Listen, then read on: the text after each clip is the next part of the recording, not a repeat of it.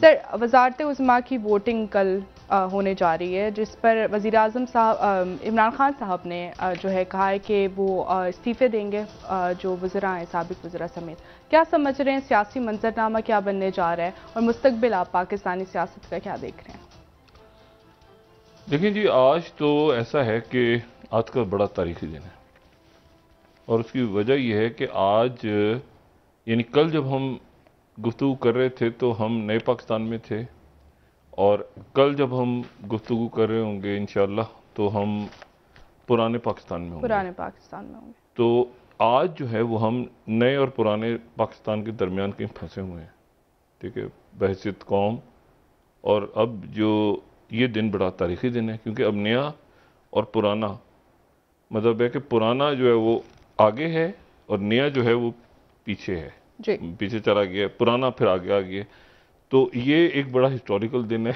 میرا خیال ہے اس کو اب کس طرح سے بات کی جائے کیا ہو کہ لوگ جو ہیں وہ جو متحدہ حکومت کہا جائے نا، اب تو پی ڈی ایم نہیں ہے. جی. پی ڈی ایم جو ہے، جو اتحاد تھا جس میں مولانا فضل الرحمان صاحب جس کی قیادت کر رہے تھے، تو وہ تو ایک نکاتی ایجنڈے پہ تھا. پیپلز پارٹی اس میں نہیں تھی پہلے، پھر الگ ہو گئی تھی، پھر متحدہ اپوزیشن کا نام آنے لگا تھا. تو پی ڈی ایم کے اجلاس ہوتا تھا، پھر ایک متحدہ اپوزیشن الگ تھی جس میں پیپلز پارٹی تھی. جی سر. اور پھر اسی طرح سے جو ایم کیو ایم ہے وہ بھی پی ڈی ایم میں نہیں تھی، لیکن وہ متحدہ اپوزیشن میں چلی گئی تھی غالباً کہیں قرارداد پیش ہونے کے کافی دنوں کے بعد. جی. ٹھیک ہے، یعنی 3 اپریل کو ہوا ہے تو غالباً وہ سے 3-4 دن پہلے وہ وہاں چلے گئے. تو اب متحدہ حکومت ہے، متحدہ حکومت ہے، متحدہ اپوزیشن نہیں ہے، متحدہ حکومت ہے. اور ہم ذرا اس سے پہلے کہ ہم پرانے پاکستان میں انٹر ہوں، ہم نئے پاکستان ایک جو پیچھے چلا گیا تھوڑا سا، ہم وہاں سے فواد چودھری صاحب کو شریک گفتگو کرتے ہیں. فواد چودھری صاحب السلام علیکم. جی السلام علیکم. فواد چودھری صاحب مجھے یہ بتائیں کہ یہ ہوا کیا ہے؟ نیا پاکستان پیچھے ہے، پرانا پاکستان آگے آگے ہے، ہم درمیان میں کھڑے ہیں. آپ کا کیا ہے، ذرا تھوڑا سا بتائیں کیا صورتحال کیا ہے اس وقت؟ یہ پرانا پاکستان تو نہیں ہے، یہ تو غلام پاکستان ہے، اور آزاد پاکستان کے لیے اب تو جدوجہد ہے. نئے پاکستان سے زیادہ پہلے تو اب تو آزاد پاکستان کے لیے جدوجہد ہے. جو کچھ ہوا ہے اس ملک کے ساتھ، جس طرح ایک باہر ملک میں بیٹھ کے ایک باہر کے دارالخلافے سے آنے والے حکم کو جس طریقے سے یہاں پہ ایگزیکیوٹ کیا گیا ہے، اس پہ ہر جو تھوڑا بہت بھی سوچ سمجھ رکھنے والا پاکستانی ہے اس کا سر شرم سے جھک گیا ہے. فواد چودھری صاحب میں تھوڑا سا آپ سے یہ پوچھوں، آپ نے آج کہا کہ استعفے دینے جا رہے ہیں، اس کے اوپر فیصلہ ہو گیا ہے یا ابھی ہونا ہے؟ دیکھیے جی، ہمارا فیصلہ اس کے اوپر جو سینٹرل ایگزیکٹو کمیٹی ہے اس نے اس کے اوپر فیصلہ کر لیا ہے، تو ہم استعفے دینے جا رہے ہیں. پارلیمانی پارٹی کے ساتھ پہلے میٹنگ آج ابھی 9 بجے تھی، اب اس کو کل پہ شفٹ کیا ہے کیونکہ زیادہ تر کافی لوگ جو تھے وہ کراچی وغیرہ تھے، وہاں سے انہوں نے واپس پہنچے نہیں ہیں، تو وہ واپس پہنچیں گے کل 12 بجے. ہم اس کی فارمل اپروول جو ہے پارلیمانی پارٹی سے بھی لے لیں گے. استعفے دینا دیکھیں اس لیے ضروری ہے یہاں پہ کہ یہ نہیں ہو سکتا کہ آپ ایک سسٹم میں بیٹھیں اور اس کو آپ لیجیٹیمائز بھی کریں اور پھر اسی کے خلاف آپ اپنی ایک پبلک موومنٹ بھی شروع کریں. تو ہمارا ماننا یہ ہے کہ اگر آپ ایک پبلک موومنٹ بھی بنانا چاہتے ہیں تو یہ تو نہیں ہو سکتا کہ وہ یزید سے بھی مراسم، حسین کو بھی سلام، اس سسٹم میں رہ کے آپ تحریک نہیں چلا سکتے. آپ سسٹم سے نکلیں گے تو پھر آپ تحریک بنائیں گے. اچھا فواد چودھری صاحب، یہ جو اطلاعات آ رہی ہیں کہ اور ہے بھی ایسا نا کہ مختلف گروپس بنے، جیسے جہانگیر ترین صاحب کا گروپ ہے، علیم خان صاحب کا گروپ ہے، کتنے اراکین ایسے ہیں جو استعفیٰ دینے پہ تیار ہیں اور کتنے ہیں جو اختلاف؟ آپ کے پاس کیا کاؤنٹ کس طرح سے، آپ کے کاؤنٹنگ کیا ہے، کتنے لوگ استعفیٰ دے دیں گے؟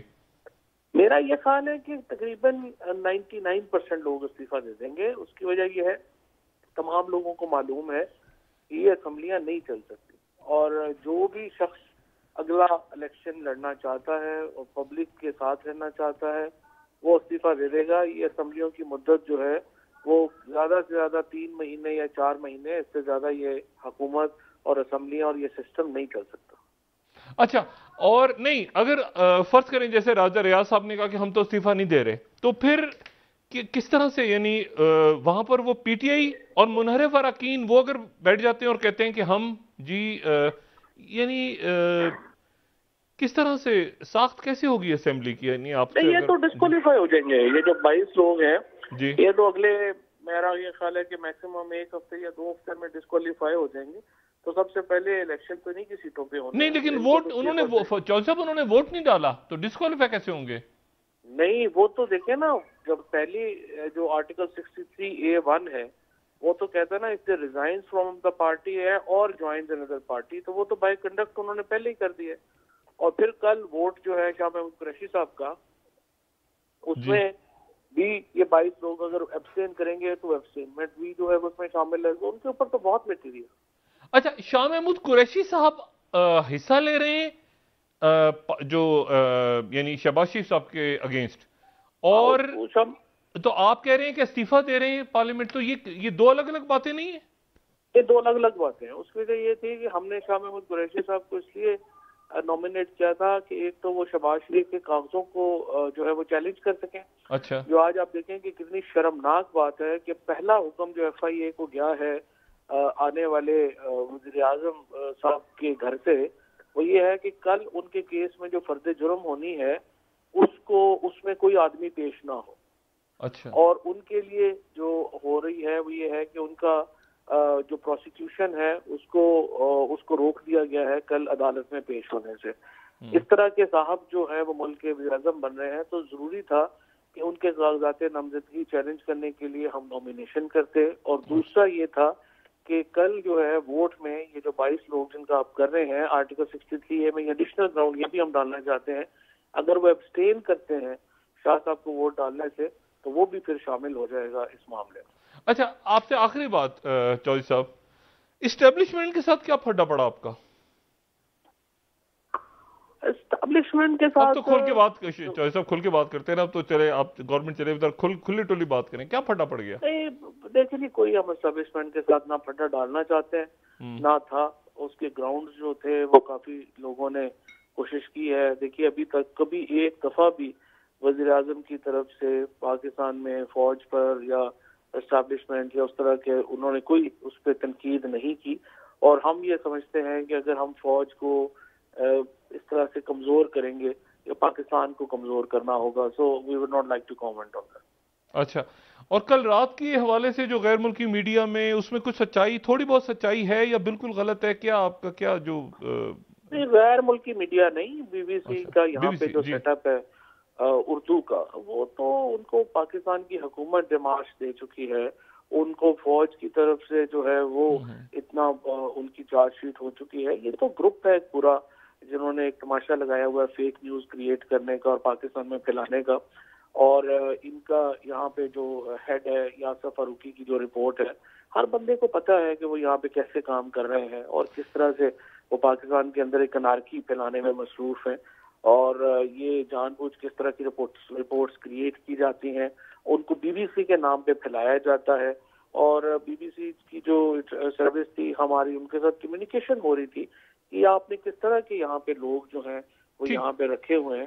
چودھری صاحب، اسمبلی سے باہر جانا مناسب ہے یا اسمبلی میں رہ کے لڑنا مناسب؟ یہ دونوں اس پہ یعنی بحث ہو سکتی ہے بڑی طویل کہ جی اسمبلی میں آپ ہیں تو آپ یہ اٹھا رہے ہیں نا مسئلہ کہ جی شہباز شریف صاحب کے پیپرز آپ نے ڈسکس کیے، آپ نے پوائنٹ آف آرڈر پہ آپ نے اجلاس میں، باہر جانے کے بعد جو ہے یعنی آپ سمجھتے ہیں کہ اتنا کراؤڈ وغیرہ جب حکومت ریاستی مشینری بھی نہیں ہے، باقی ادھر پنجاب کے اندر مسلم لیگ نون آ گئی، سندھ میں پیپلز پارٹی، آپ موبلائز کر پائیں گے اس ریاستی مشینری جو کہ اب آپ کے خلاف ہوگی بڑی سختی کے ساتھ؟ نہیں، آپ کی بات صحیح ہے، اس میں کئی آرگومنٹس ہو سکتے ہیں فیور میں بھی اور خلاف بھی. لیکن بات یہ ہے کہ آپ کے پاس راستہ ہے کہ آپ محفوظ چلنا چاہتے ہیں یا آپ آل آؤٹ جانا چاہتے ہیں. ہم اس نظام کے خلاف، یہ امپورٹڈ حکومت کے خلاف آل آؤٹ جانا چاہتے ہیں. خان صاحب کا کیا پوائنٹ آف ویو ہے؟ عمران خان صاحب کا یہ خان صاحب کا پوائنٹ آف ویو ہے جو میں آپ کو دے رہا ہوں. میرا اپنا پوائنٹ آف ویو تو جو بھی ہے، but I will follow what Imran Khan سے.